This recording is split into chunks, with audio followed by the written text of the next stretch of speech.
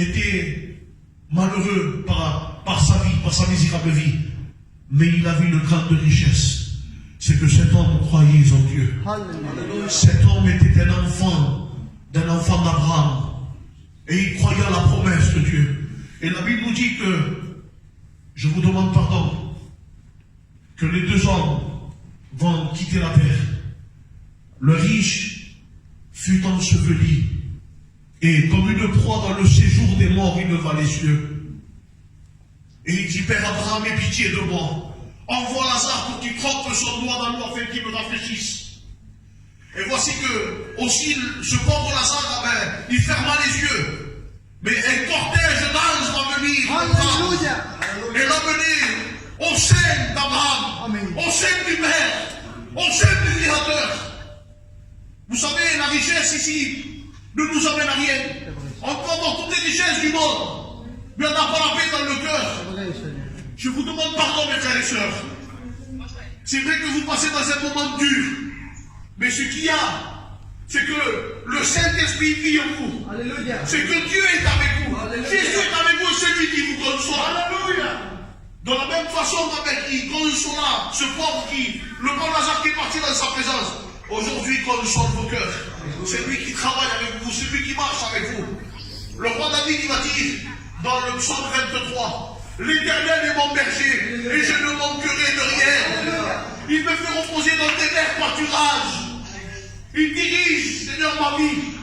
Il me amène dans des eaux paisibles. À cause de son nom, il restaure mon âme.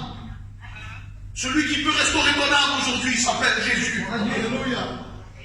Plus Marie va dire, même si je marche dans la vallée de l'ombre de la mort, je ne crains aucun mal, car tu es avec moi. Aujourd'hui, nous compatissons avec vous, parce que vous passez par une séparation. Mais je peux vous dire quelque chose, que celui qui s'appuie en Dieu, celui qui s'appuie en Jésus, il est capable de consoler le cœur, il est capable de vous redonner de la force, à pouvoir surmonter ces épreuves-là. Le frère ce matin, il a dit quelque chose. Ici, nous avons tous besoin d'une épaule pour qui s'appuyer. Et l'épaule, aujourd'hui, qui s'abaisse à nous, elle s'appelle Jésus. C'est l'épaule de Jésus qui s'abaisse à nous. Il est en haut dans le ciel et il n'a pas honte de s'humilier pour abaisser la tête, pour pouvoir nous regarder. Et aujourd'hui, les yeux du Créateur sont fixés sur chacun d'entre vous. Je peux vous dire quelque chose, mes frères et sœurs.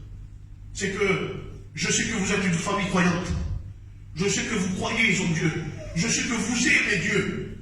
J'ai eu l'occasion de parler un peu avec notre frère Prédo et sa compagne Hélène, notre sœur Hélène. Et je sais que, en travers d'eux, je vous vois vous aussi.